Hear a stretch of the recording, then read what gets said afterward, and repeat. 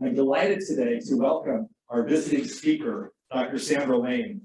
Dr. Lane is a professor of public health and anthropology at Syracuse University and is a research professor in the Department of Obstetrics and Gynecology at Upstate Medical University in New York.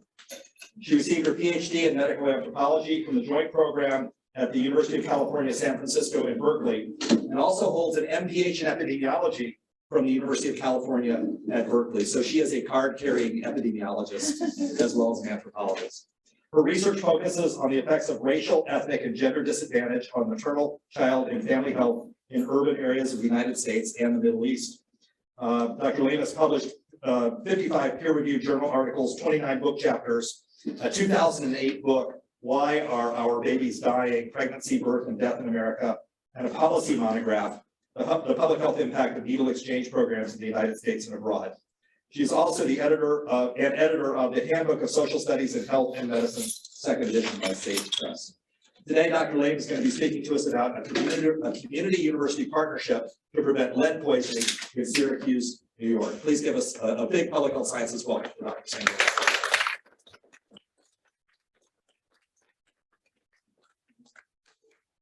Thank you so much for that introduction and for inviting me here.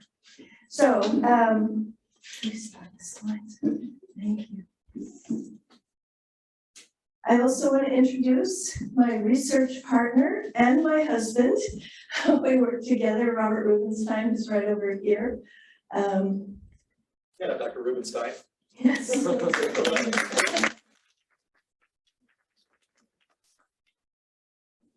So we have a project that we've applied in Syracuse to any number of different investigations. We're out in the community meeting with people. Syracuse has about 145,000 people, so it's similar in size to Kingston. You're a little bit smaller, but not too much smaller. So we have what we call care projects. Both of us started out with different areas of specialization. Mine was pregnancy and reproductive health. Robert's was international peace and security studies, among many other areas. But we got to know people in the city and they asked us, would you help us? So we started doing that. And what we did was we asked them if we could have our students work with them and with us. And every single person has said yes. And then we produced together with the community partners as co-authors or co-investigators on grants that we write or whatever, we produce what we call professional quality results, usually published articles, but also sometimes advocacy strategies, sometimes cost analyses for various things. So whatever they want, we do. And we call it the CARE projects, Community Action, Research, and Education, because we had to brand ourselves as being the age of social marketing in the United States. Okay, so these are some of our co-investigators and collaborators.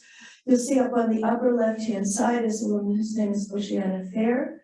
She is one of the branch leaders for Families for Lead Freedom Now, a group that we are working with right now on lead poisoning. So this is the major group.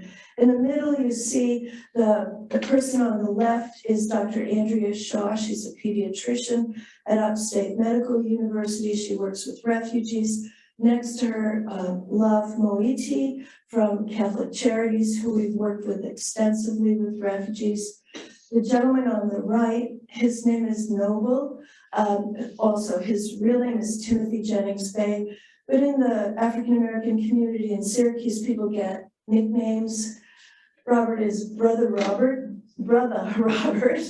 Mine is FG, Fairy Godmother, maybe because I'm so old.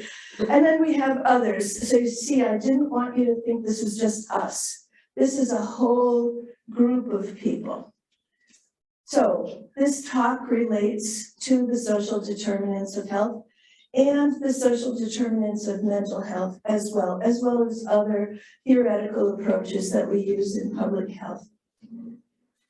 So, lead poisoning. you all have seen the periodic table, you know that lead is an element, heavy metal. You've probably heard of Flint, Michigan, right? That had lead because of the water supply. They changed the water to the Flint River from Lake Huron and didn't add the anti-corrosive, which I kind of was worried when I first heard anti-corrosive, like, what kind of chemical are they putting in the water? But as I understand it, and there's probably somebody who knows this even better than I, it changes the pH of the water and it doesn't as much let the lead leach into the water. We don't have that problem in Syracuse, thank goodness. We have some pipes that have lead solder on them in houses, but we've changed all the pipes in the city and we're busily changing the pipes that go into individual houses. So for the most part, I'm not saying you couldn't get any lead in a test of our water, but for the most part, the lead poisoning problem is not caused by our water. But we have older homes and we have landlords who buy up like 100 properties at a time. One of them lives in Dubai, others live in Miami, and they never visit Syracuse. They have property managers who do not keep up the property. So we have older, dilapidated rental property, and that seems to be the worst risk factor. Also, because we were a city on the original Erie Canal, we were called Salt City, we had industry there, and so in the soil, the dirt around people's houses, there's a layer of lead, and so that's another area that we need to worry about, but people are not focusing on that just yet. Right now, we're just focusing on the houses. And I think that's really good. You have to set priorities. You have to start where you can. But I don't want anybody to forget the soil around the houses because kids who play outside they can't play near their house. And if they do, their parents have to get so-called clean dirt and put it on top. It's expensive, right? So it used to be that we had leaded gasoline that was phased out. And you now know, I'm sure you all know that we can't use leaded paint in housing. But the thing that's really the problem is what you see right here, the windowsills and door frames. Those are the very worst problem. And so any of you have tried to clean a house, which I had to do when I was younger, with double hung windows, you might take a wet paper towel and run it on the inside of that windowsill, right? The I don't know what you call that center part. You can run the paper towel, the damp paper towel, and it comes out gray, which is the lead. You can go the next day after cleaning the windowsill and get more lead. Because every time you put the window up or down, or when the wind rattles the windows, you get friction. And that pulverizes the underlayers of leaded paint. And that's how children get lead poisoning. You've all probably seen a child close to the age of 1 who's just learning to walk, maybe 9 months, they start pulling themselves up. So they go and pull themselves up on a windowsill and rest their hands, and then they have wet faces, they have runny noses, they suck their thumbs, they have wet faces. And so they put their thumb down and then put it in their mouth. They only need the equivalent size of a couple of grains of sugar a day to get lead poisoned. So there's no safe thing to do about these windowsills. If you have lead in the house, in the underlayers on a wall, you can paint over it with encapsulating paint that has fibers in it. But you can't paint over it, and people try to, but it doesn't work on windowsills because the friction just releases more lead anyway. So you have to find a way to change the windowsills. And we can talk about it later, but there's various strategies. Some of them are more cost effective, but a little bit more intensive in terms of labor. And other ones, like you put those, I don't know if you have those windows here. Yes, the windows that have metal on the edge. That's what many people do. So we have a lot of problem with lead poisoning in Syracuse. We have over 3 times the lead poisoning of Flint, Michigan. About 600, so it's about 1,900 babies are born per year in Syracuse. About 600 of them each year are lead poisoned. It's staggering. And let me say, one of the things that we've recently protested with the last time in my life that I protested before lead was the Vietnam War, right? LBJ,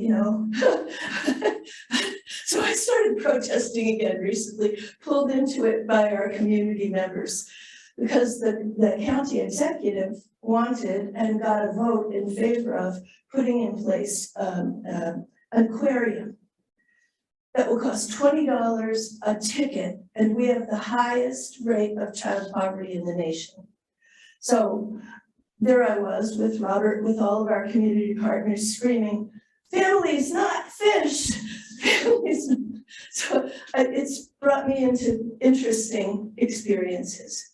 So you see, this slide shows that in Onondaga County, the county that we're in, that Syracuse is in, looks like Onondaga County also has lead poisoning. This is lying with numbers. If you remove the lead poisoning that happens in Syracuse from the rest of the county, only 0.8% of kids in the rest of the county have lead poisoning. So it's not simply older houses, it's older, dilapidated property, which is largely rental property. So about 11% of children in Syracuse are lead poisoned. We don't have enough testing of it.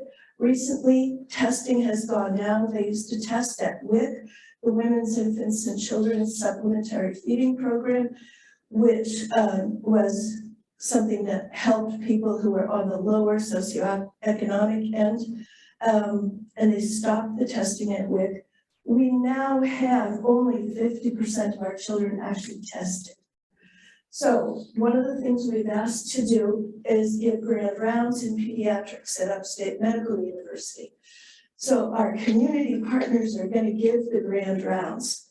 And this is an innovation. In medical schools, before we started doing grand rounds with our community partners, only full professors and so people like that would give grand rounds. Now we have even high school students who work with us who we allow to give 1 slide or 2 slides.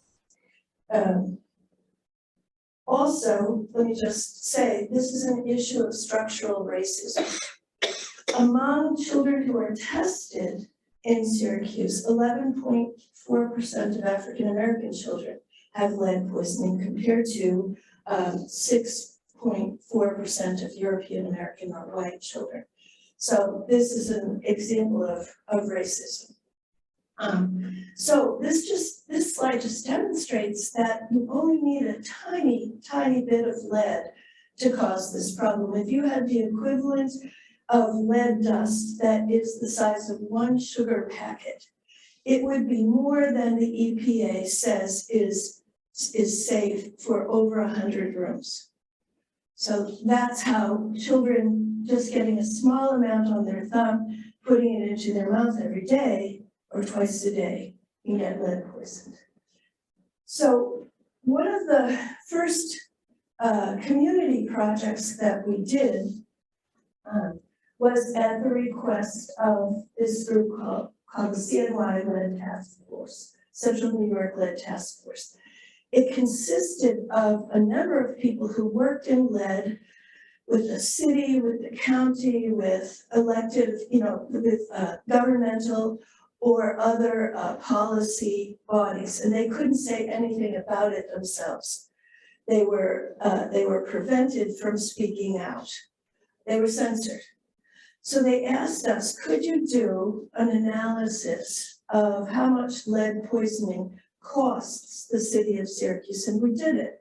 It's from 2008. We did it with our students. We looked up cost analyses in various cities, and then we looked up our local data and applied our local data to the cost formulas. It's $500,000 a year. And that was in 2008, and we haven't done anything to make it better since then. So think about that amount of money that, you know, we've spent since then. This is having to do with school dropout, special education, juvenile justice costs, and repeat teen pregnancies. And just hold those ideas and I'll tell you how. So lead affects children's cognitive development. We now call it a non-traumatic brain injury. Now, some of you might have been looking into what happens with football players who get concussions or others. And if you want to know more about that, you can go to the Boston University website in the Center for Traumatic Encephalopathy, BU-CTE. And you'll see that they have slides, photographs of slides of the brains of NFL players who tragically died by suicide by shooting themselves in the heart because they wanted Dr. Ann McGee, who is the neurologist in charge of the BU-CTE Center, to have their brains. And so what you see on their brains is tau, this kind of brown protein deposit that is what's left when there's brain cell death. Lead poisoning also causes the deposition of tau. So we have tended to make light of lead poisoning in part because the lead industry promoted the idea that, just like the cigarette companies, just like the Sackler family with opioids, they promoted the idea that their product wasn't dangerous. And they often were successful in getting people to self-censor. So it is associated with a decrease in children's ability to learn. We know from animal models that it disrupts the development of the dopamine reward system. So adolescents, especially, who have been lead poisoned, become more risk-taking and to their detriment. So we have here some statistics. We know that in the third grade, you probably have similar standardized tests. We have a standardized reading test in the third grade. So only 22% of the kids are reading at or above grade level. And that's hideous. It's about 78% of the kids are failing to learn to read in third grade. So at first when I asked about this, the city school district, others said, well, they probably read the next year. So we looked, is the reading level better in the fourth grade, fifth grade, sixth grade, all the way up to the eighth grade? No, it gets worse. Reading and math get worse over those years. And then what happens after the ninth grade, those kids drop out and they're on the street. They can't easily get jobs. They get pulled into the criminal justice system because you know the United States has among the highest rate of incarceration in the world, right? We in Onondaga County have the second highest racially disparate incarceration by race due to drug-related crimes in the nation. So St. Louis Obispo is worse than us. Go figure. It turns out that African Americans, and we have recently revised the drug-related laws. The Rockefeller drug laws are no longer quite as strong. There's still really profound racial bias in the arrests. And if you look at how bad the bias is, for African Americans compared to European Americans in Syracuse, they are incarcerated in a correctional facility for a drug-related crime 98 times greater than African Americans. So, what? Yes, 98 times more than European Americans. I'm sorry, thank you, I misspoke that. So this just gives you yet another couple of pieces of information. An analysis done by the National Academies, which is a for the whole United States about are African American children overrepresented in special education, concluded that yes, they are. And the third reason they gave was lead poisoning. So I think I've told you this one already. Executive function, yes. So I don't know about your families, but I have a family, my original family, with cousins who keep making the same mistake over and over again, sometimes with criminal justice results, right? So executive function is being able to think about your behavior ahead of time, make a plan, do the behavior, and then reflect on the behavior and do better the next time. So what we know is that kids who have been lead poisoned under the age of 3 have lower executive function, which is, in addition to the loss of the ability to learn and the risk-taking behavior, is a disaster for adult life. Okay. So this guy, Herbert Needleman, he was just the best guy. He was a pediatrician, and this was in the beginning. Up until about 1960, we knew that lead was bad. It was not perceived as a public health or medical problem. It was perceived as a problem of housing. So it wasn't until Herbert Needleman and a few other pediatricians really started measuring lead levels in kids in the early 1970s. And 1970 was when we first started testing some kids for lead poisoning in Syracuse. So Herbert Needleman didn't have really good ways to test yet. We hadn't worked out all the ways that you do draw blood or draw a finger stick. So he asked mothers if they would give him, in his practice, the deciduous canine teeth of their kids. So that means the baby teeth that fall out. I don't know about Canada, but in the United States, when your tooth falls out, you stick it under your pillow and the tooth fairy brings you money. And it's inflation of tooth fairy money, right? I've had people who I worked with, one of my professors who's from Palestine, he said, "You do what? You pay the children for their teeth? The capitalism starts really early with you." So I said, yeah. So they gave the canine teeth, are those pointy ones on the side. So they gave him the teeth. So this level, class 1 through 6 of lead in the dentine, doesn't entirely relate to blood levels that we know nowadays. You can see in each case, first of all, he measured the children's eye teeth, and then he independently, without the teachers knowing the child's lead level, he had the teachers fill in a survey of the children's behavior in school. And so you can see that if a child has higher lead in their teeth, they're distractible, they're not persistent, they are dependent, not organized. A little bit of hyperactivity. We now know that lead is a risk factor for ADHD diagnosis. The child may be impulsive, sort of frustrated, a daydreamer, etc.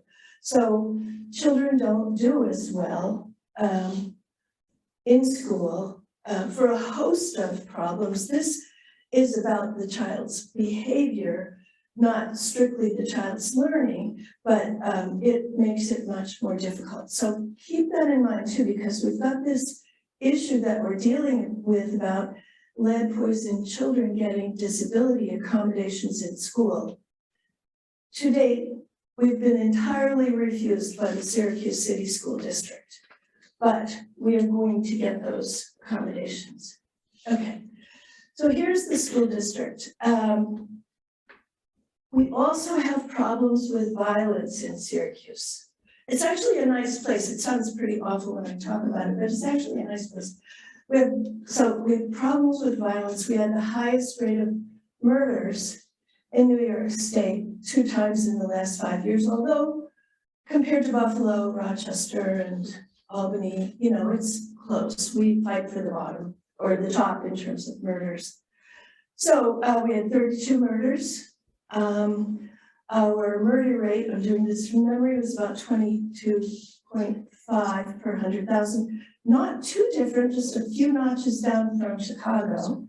And then we have some schools that are in, let me show you this, gunshot clusters. So look at this slide. It's from one of our articles with community members. Each of those little yellow dots is a gunshot episode in a 6.5-year period. We got the database on gunshots from the police. We work collaboratively with the police. And then the blue chunks in the city, this is the city of Syracuse, each of those blue chunks is a catchment area of a school district. An elementary school is 19 elementary schools. So you see where there's more gunshots, there's lower reading. This is 3rd grade reading. The darker chunks are 3rd graders. The darker it is, the more kids are failing reading. Does that make sense? So, sorry, I guess I put these in a. So we have 7 schools that are in what we call gunshot clusters. You can see where there's a lot of gunshots. And 12 not in gunshot clusters. So we found that reading is worse, obviously, where the kids are in a gunshot cluster. Let me explain what that looks like.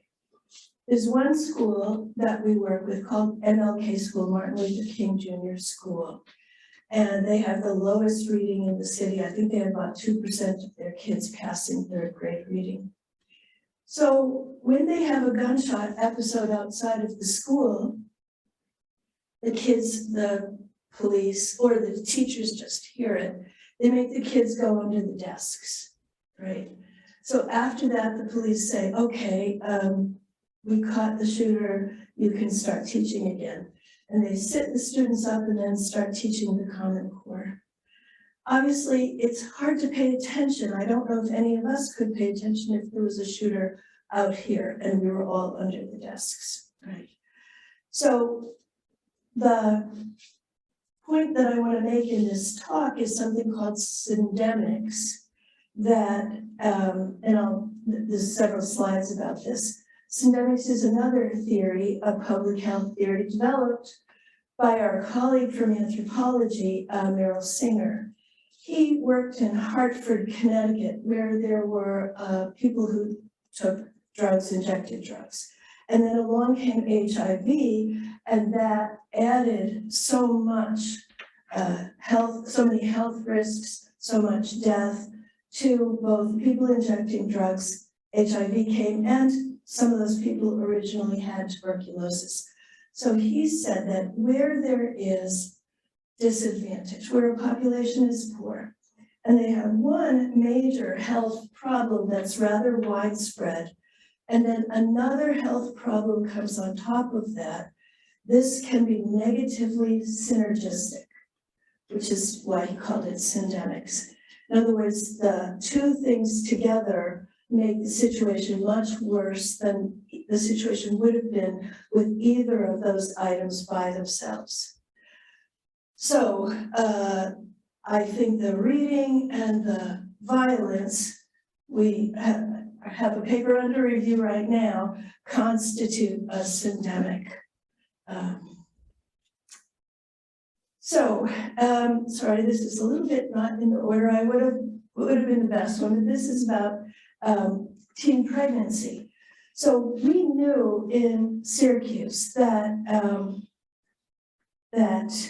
adolescent arrest, and especially adolescent arrest for violent crime, had a dose-response relationship with childhood lead poisoning under the age of 3.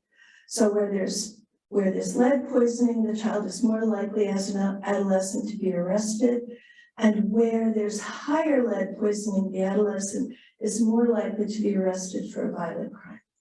But we know that adolescent females don't get arrested as much. In Syracuse, 87% of the adolescents who are arrested are males, 13% are females. And at this point, they haven't started accounting for non-binary individuals. So that's all we have is the two genders right now with this analysis. So what we found is that where girls had lead poisoning under the age of 3, they were 59% more likely, controlling for race, mother's age, Medicaid as a proxy for poverty. They were over 50% more likely to be on their second or third or higher order teen pregnancy than those teens who were on their first pregnancy.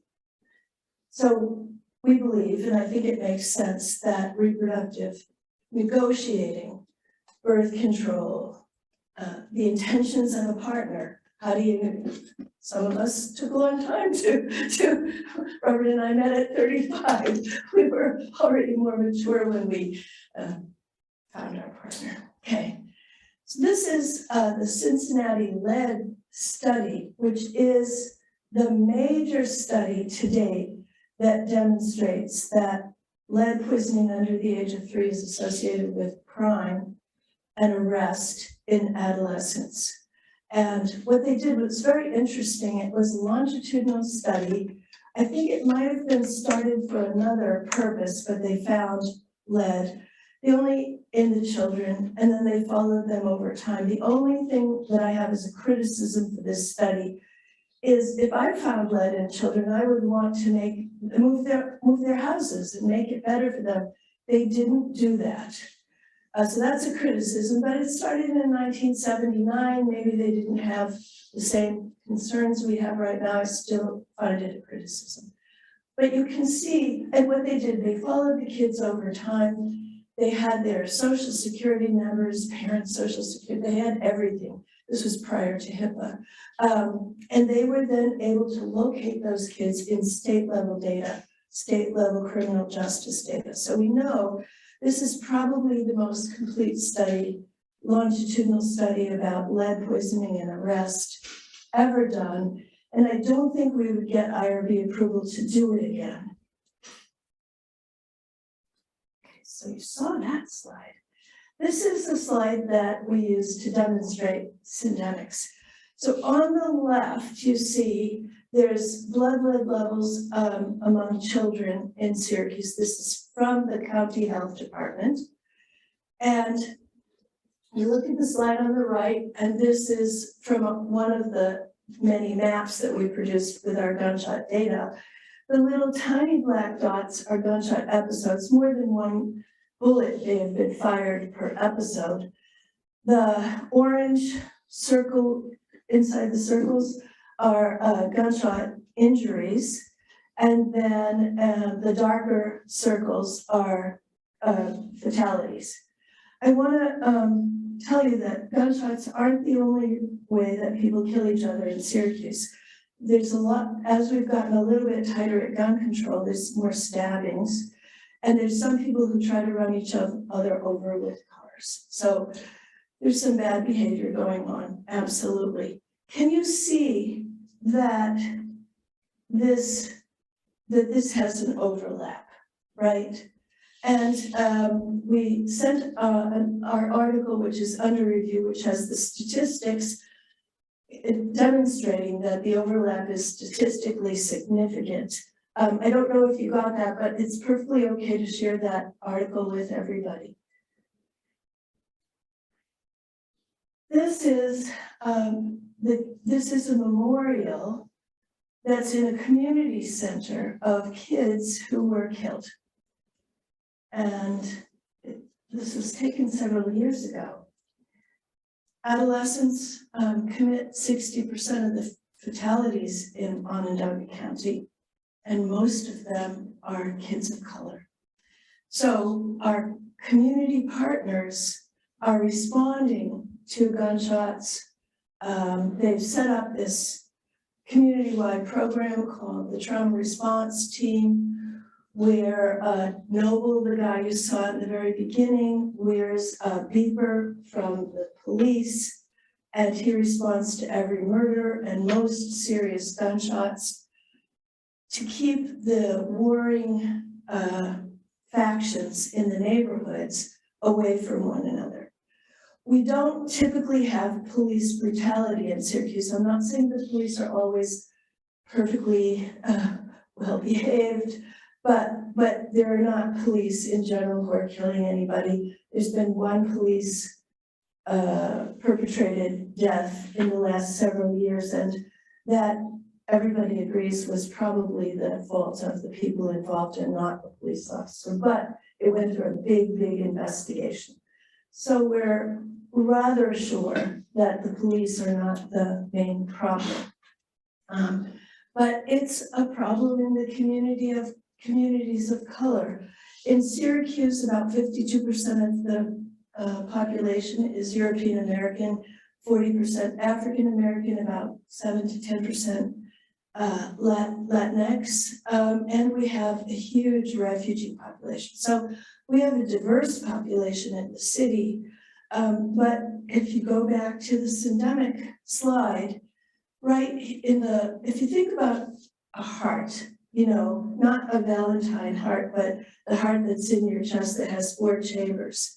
So we have freeways going north and south and east and west, separating the city. And you can see that the south and southwest sides of the city are the worst affected. If you look at the segregation index in Syracuse, we have a lot of segregation documented by our census data. And the gunshots tend to be in the communities of color.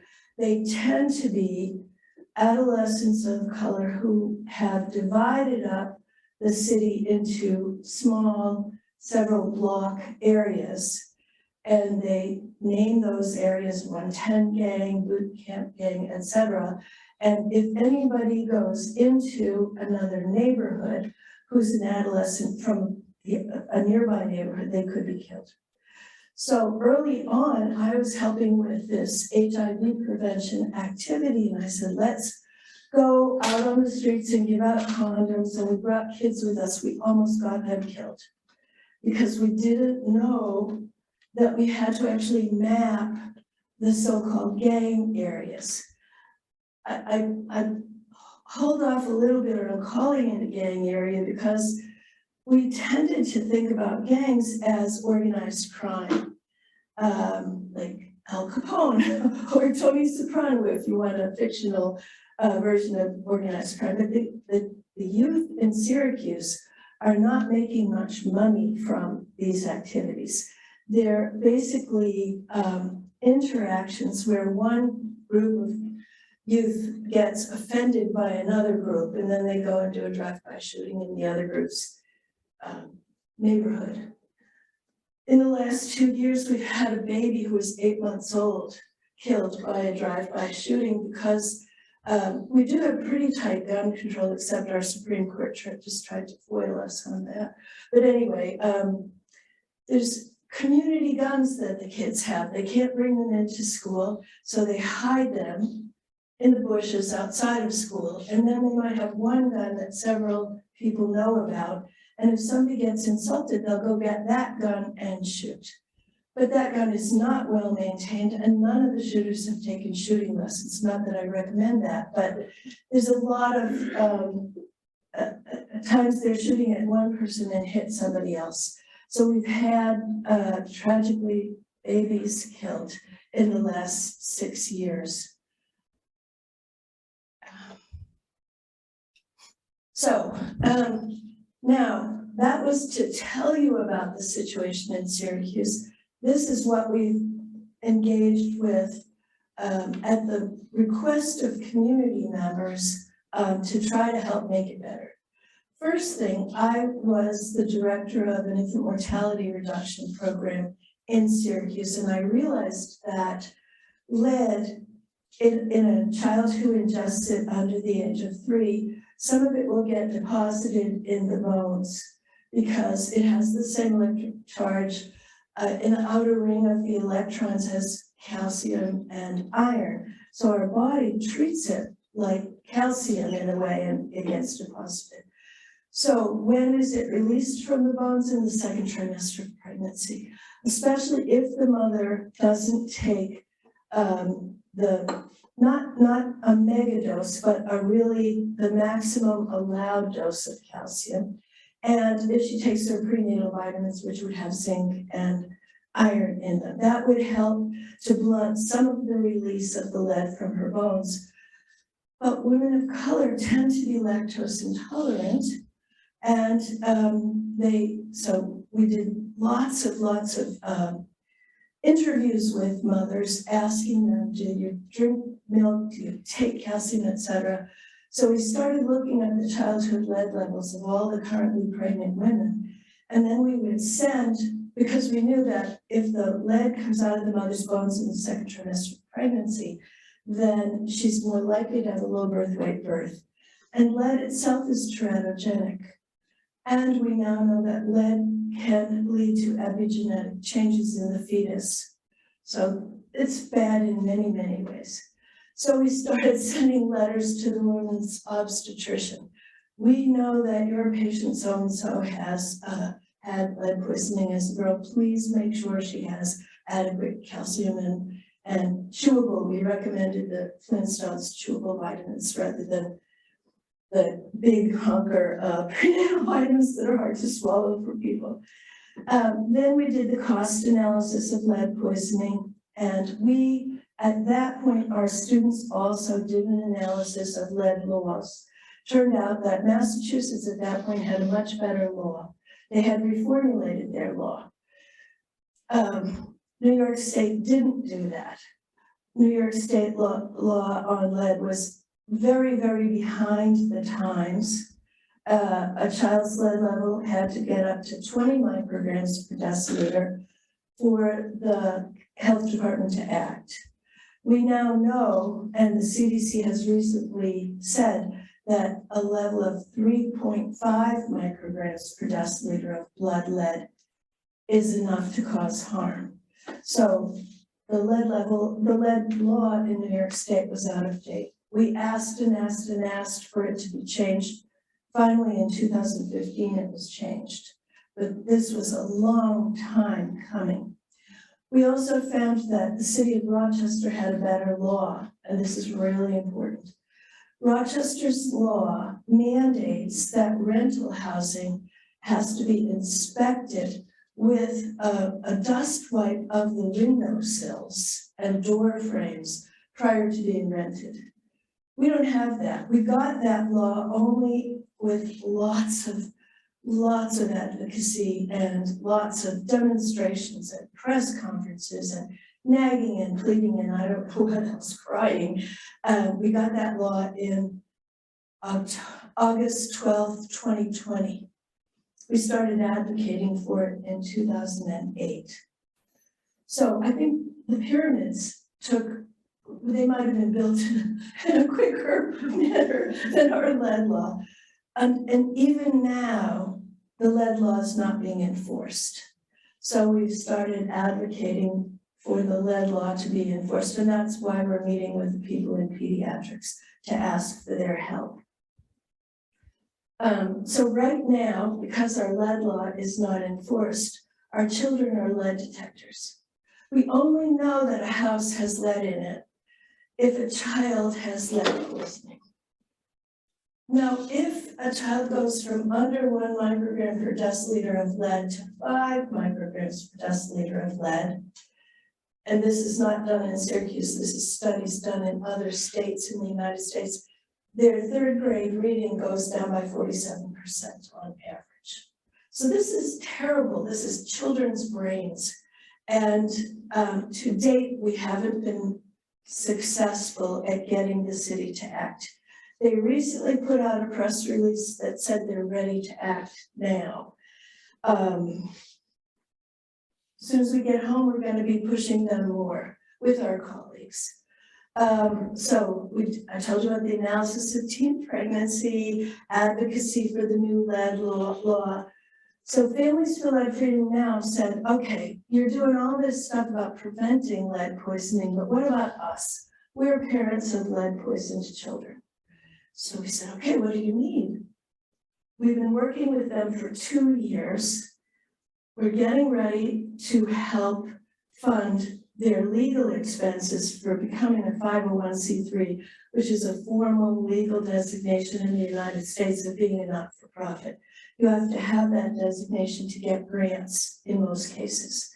So that's on the schedule that we'll be doing in the next month or so, and then we'll help them write grants for their own agencies rather than writing grants on their behalf and running them through our university or whatever. They asked us to do interviews of families whose children were lead poisoned. And so we've done that, and that's in the article that is under review. The story about the families is, even though there's officially things that can help these families, they're not getting any of it. It's been a total failure. And part of it isn't that the people who are working in the lead programs don't have goodwill, but they have two major programs. One is the city, the other is the county. The city's Democratic, the county's Republican. They literally hate each other. They don't work well together. We've asked for one phone number that we can advertise on buses, one phone number that would always be answered, at least during work time, with a good message capacity. That parents would just call that one phone number. We haven't gotten anything on that yet. That's one of our asks. So you see, what we try to do is we do all this research with community members, and then we try to boil it down to one or two or three major demands. That's hard to do, especially if you're an academic or an anthropologist. We're used to having context be the major issue. What are your first three demands? That was a learning experience for us. Then we realized that nobody in the city really knows about that. Everybody we talked to said, well, you know, we thought lead poisoning was the thing of the past. So we've asked our science, we have a science museum for kids in Syracuse called The Most, and they have agreed, we met with them, with Families for Lead Freedom Now. They've agreed to have an installation on lead poisoning in their museum. So then now we haven't figured it out because they said you can only have two items you're going to have the installation be about. Well, we're used to having tons and tons of items. We're trying to figure it out, but it will be in April next year. It'll be up, I think, for 6 months. It'll have activities for children. What does the lead look like? What, you know, and then it'll have a similar set of messages for parents with QR codes so the parents can download information from their phones. And the disability accommodations, which I mentioned. So the Families for Lead Freedom Now also includes some of our refugee families. We did an analysis with Dr. Andrea Shaw, who I showed you in the beginning, of lead levels of refugee children. And we looked at, were they lead poisoned when they came into our country to be resettled? And when did they get? Many of them came with no lead poisoning. They got lead poisoning after coming into our city. And in the last 2 years, 2 of them have been killed in the violence as well. One of them was a 14-year-old girl who came from South Sudan, which you probably know. Her country in South Sudan had gone through 5 decades of civil war. It was completely wrecked by this war. So her family lived through that. She survived. She came to Syracuse. She went to a party and got in the middle of an altercation with 2 other community members and was shot. It's really awful. So we have the 3rd highest receipt of refugees per capita of any city in the United States. I think it's about 12% of our city are now refugees. So Families for Lead Freedom Now said, okay, now you interviewed the English-speaking parents. We want you to do something for the refugees. So we did that first lead analysis from the medical records at Upstate Medical University. Then we said, okay, we have to reach the refugees to give them information. So we produced fact sheets for parents. We had to get them approved by the city folks, the county folks, local pediatricians, and Families for Lead Freedom. Now that our students did that, that took a while. It's a 2-page fact sheet, front and back, and that's in English.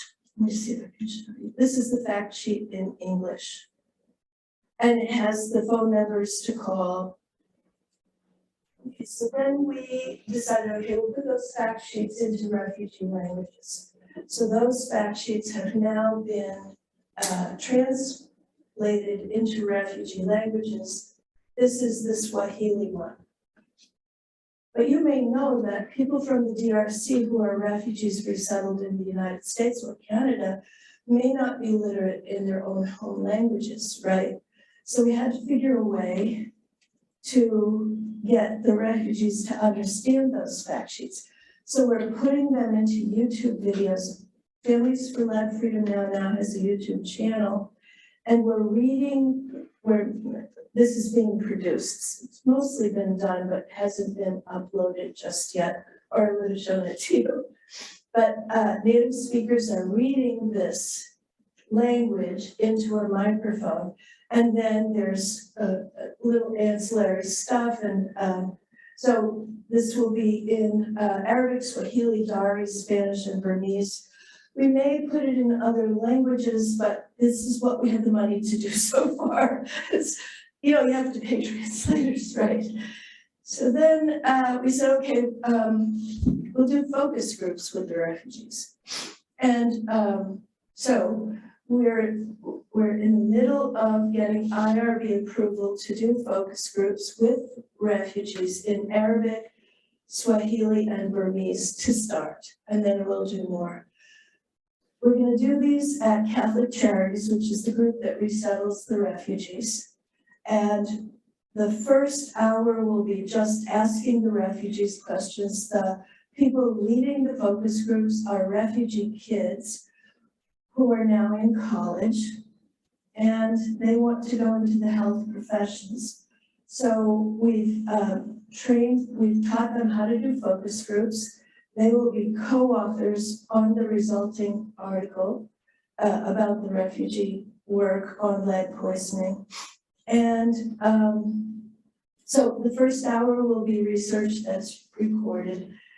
Then we'll turn off the microphone, so we're going to bring in other people from Families for Lead Freedom Now, maybe people from the city and county lead programs, and have the refugees ask with a translator any question they want, and if they need people to go with them to their landlord or the city or the county, Families for Lead Freedom Now will have somebody go with them, because we have a member of Families for Lead Freedom Now. She's English speaking, she's African American, she has twins who were poisoned. Her landlord tried to evict her when he found out that her kids were lead poisoned. And she refused to be evicted because she knows the law. And so the landlord sent his manager, property manager, over and to threaten her. And she said, no, you can't evict me.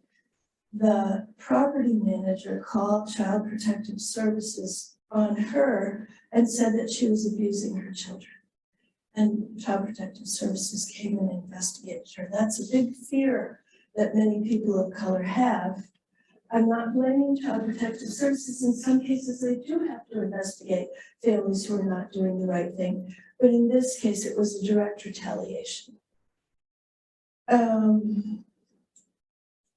One more thing with regard to the landlords.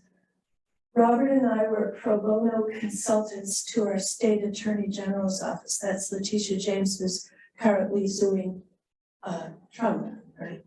So not Letitia James, she's really important, but the people under her met with us. We gave them our research, and then we walked them through the the public data and showed them where there were holes in the public data, where the public data made it seem better than it was. And then they brought suit against landlords. The first successful suit just happened. The landlord was found guilty. He had consecutively poisoned 19 families of children. So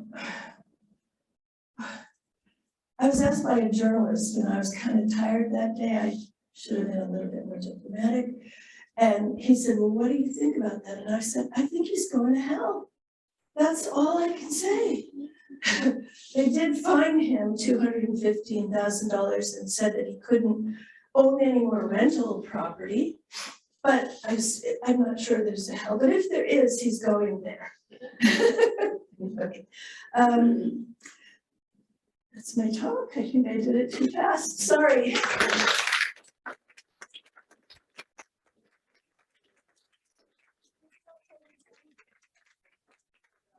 Let's take a couple of questions now, and then we'll stop.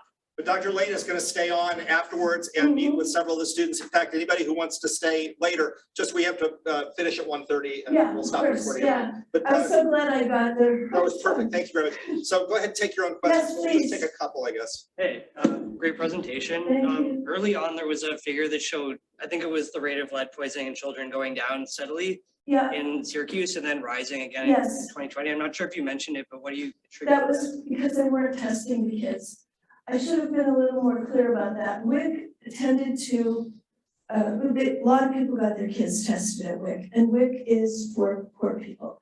And in the city of Syracuse, if you have something that addresses the needs of the poor, you can be sure that 3/4 of the poor are people of color because of the racism in the United States, especially in our big northeastern cities. So they stopped testing at WIC. And that went down. It's gone up again, but not, they're only testing 50% of the kids. And this is the law. They're supposed to test at age 1 and age 2. And you know, I'm 71 years old. I hate colonoscopies. I hate them. I never want to have another one. I almost don't care if I die. Well, I won't say that, but my doctor nags me to get a colonoscopy.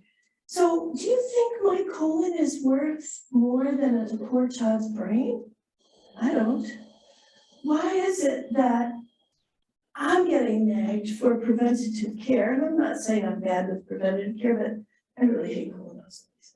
So why is it that my own health care at this age is more important than testing of children? Sorry, I'm ranting. I didn't mean to. Go ahead.